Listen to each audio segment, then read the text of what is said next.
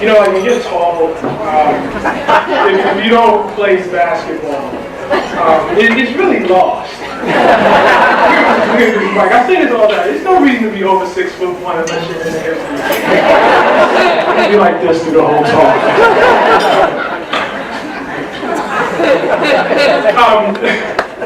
It's a little absurd for me to get this award. I was in the cocktail reception, and it's very, very flattering to hear so many nice things said, about between the world and me about my work. Can you guys hear me? Do I really need to do this? All right, I'm just off for this. Just hanging out, man. I hope this is not always being video. It is being video. Oh, Jesus. Okay. Is it? No, I'm okay. I prefer doing it like this. It's something special. This feels very MCS right now. It's nice when people compliment your work and they say nice things, but in your head you know that writing and being a writer is mostly about failure. So it's nice that people see between the world and me and they it's honored and it's gotten some great words, but all I think about is the 3 times I rewrote it. And I think about sitting in that little office in our apartment. We lived in Harlem at the time, and how I wasn't trying to make a great book or a book with a bunch. I just wanted to make a book, and that was pretty much it. I mean, I'm not even that was the fear. It was like, man, I don't even know that this is actually a book. It was like Marshawn. I'm just trying not to get fined. I was trying to. And then the book gets accepted, and you're like, yes. And then it gets published, and all this extra stuff happens, and it's always so. If I look a little, sort of like deer in the headlights when people come up to forgive me, because it almost feels like it's not you. The closest comparison I have for it is like your kids. I think about Samari, and they were, Samari was running neck and neck with the book for compliments tonight. Probably did better. Talk so, nice about Samari, and say all these beautiful things, which I happen to agree with. But I know that boy. I know him. I know him. You don't know him like I know. I know that kid. That's what's going through my head. All those nice things. But he's out in the world. It's not like what people are saying about him, isn't true. This one in particular is even more absurd for me because I reflect back on my own school experience, which is what that college that Michelle was talking about is all about. And I was a terrible student, just an awful student. The kind of kid who the teachers always said, "Oh, Ta-Nehisi, you're really intelligent. Why don't you apply yourself? You're really smart. Why don't you do this?" I went to the best high school in Baltimore City, Baltimore Polytechnic Institute, and I got kicked out. Wow, someone with the power. When I finish this story, I don't know how much you're gonna be cheering. I got kicked out of college not once, but twice. Twice. My parents came up, argued me back in, and I rewarded them by being kicked out again. Yeah, whoa, that's what I say. And I went to Howard University. Somehow got in. HU, yeah, there we go, HU. We're just waiting to finish the story. Got to Howard, and it was a tremendous educational experience, except probably most of my education happened outside the classroom.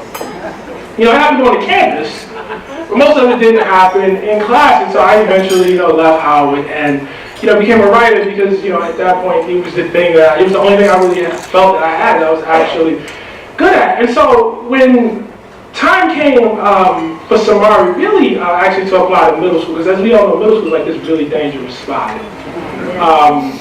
And it's, if I don't want to be exclusionary here, but I'm just speaking from my own experience, it's a particularly dangerous spot for black boys. So I was worried sick about him. He had, all of the compliments, all of the things that people come up to me and say about him. I saw it in him. He was so imaginative and so gentle and so sensitive and just such a beautiful, beautiful child, and I feared him going to a school that was going to squash that and destroy it. Because that's what happens. I actually got off easy. I had parents that supplemented what was happening in the school. It's not like I had teachers who didn't care, but when you're in an institution where success is strictly judged by whether you brought 2 number 2 pencils to school, whether you could stand in a straight line, whether you could basically sit at attention for 60 minutes. When that's the measure of success, some kids are going to be able to do that well, but some of us just ain't going to succeed. And meanwhile, all the things that you're imagining and thinking about the world actually have no relation to school. I wrote my entire life from the time I was 6 years old. I've been writing since I was a child. Very little of that writing was applied to school. I failed English. That was how I got kicked out. I think twice. I think I failed British literature at Howard, in fact. I just couldn't, people say, what? How are you a writer? I was like, I don't know, how am I a writer? I couldn't connect the things that were dancing in my head, the imagination, the revelation, the beauty, all the glory I've always felt when the time came to write with what was happening in the classroom. I wanted 2 things. I wanted somebody's imagination to be rewarded. I wanted it to be rewarded by an institution. And I wanted him to be protected. It's going to come as no surprise to say that at MCS, imagination is rewarded. I knew that when I walked into the school, as soon as I saw the tour. The place looked like, you have to remember, when you are, as I am, somebody that went to Baltimore City Public School, where school is basically moving from one box to another box. And MCS at that time, it had staircases, and it was this really, interesting, building and this interesting place, and I knew right away that was the place I wanted him to be. Second thing I wanted was for them to protect my boy. He spent so much time at that school. And the thing I always remember is the first week I think somebody was at MCS, the police brought him to school. I'm not going to embarrass the parents who walked in the room by saying who he was with, Michael and Angela. I would never do that. I would never embarrass you like that. I would do that to you. I'm sure somebody was leaving information without me. So I get a call. Actually, the call came to Kenyatta. It's great it came to Kenyatta. It came to my wife. And it was from Michelle. She told us what happened. And it's like, this boy is going to embarrass us in front of these folks. The week that he's at school. Sure enough, it was like a parent mixer that week, and all the parents knew, and it was all like, yes, I heard some of that. You know what I mean? We had to deal with that.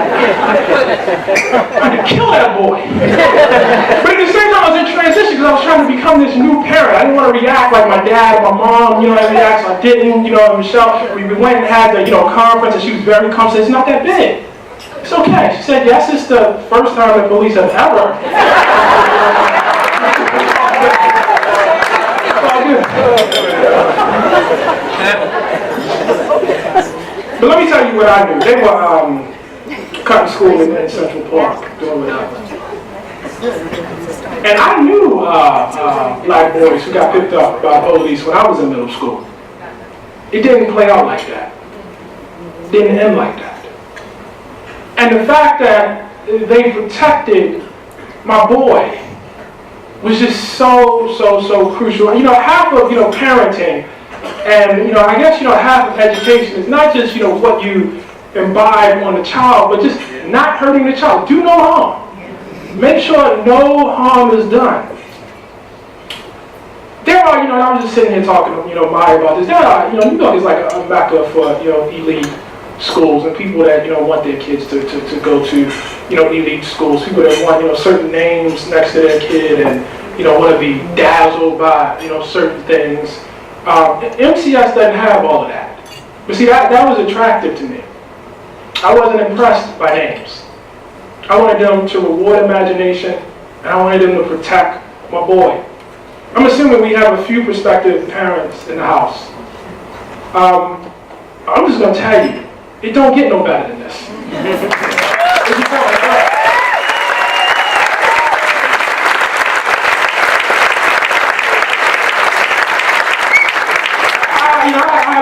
a beautiful life. I have a wonderful career. I have a beautiful wife, who could not be here, who's pursuing her dream, to become a doctor and is in medical school down at Howard University. Beautiful, just gorgeous son who is so impressive.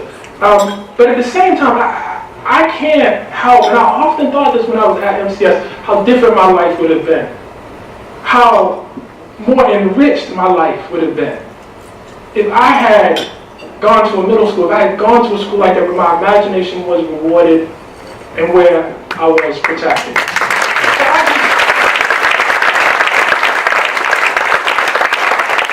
I want to thank MCS, for taking care of my boy. I want to thank you guys for taking care of me, for welcoming me into the community. I want everybody in this room to support MCS, continue to support MCS.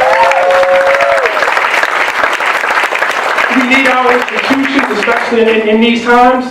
Even not in these times, we need our institutions, and we should not, be lulled into complacency. These things do go away.